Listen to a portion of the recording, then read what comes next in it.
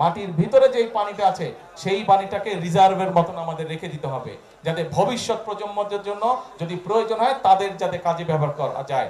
নদীতেও পানি নাই, আমাদের কি করতে হয়, এই যে ডিপ টিউবওয়েল দিয়ে আমাদেরকে মাটির নিচ থেকে পানি বের করে আনতে হয়। এখন চিন্তা করে দেখেন তো, আজকে থেকে 10 বছর আগে আপনি যতটুকু গভীরে গেলে পানি পাইতেন, এখন পান আরো গভীরে যাইতে হয় না?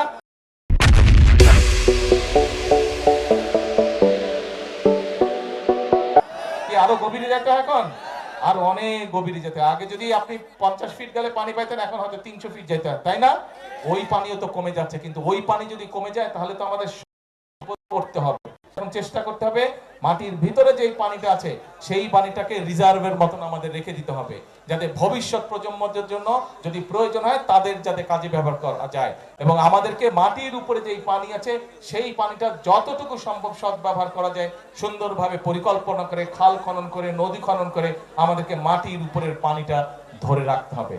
এবং সেজন্য এই পানিটাকে আমরা ধরে রাখতে চাই, যাতে শুষ্ক মৌসুমেই হোক, বর্ষা মৌসুমেই হোক, আমরা আমাদের কৃষক ভাইদেরকে পানি সরবরাহ করতে পারি, যাতে আমরা আমাদের কৃষির উৎপাদন বাড়াতে পারি।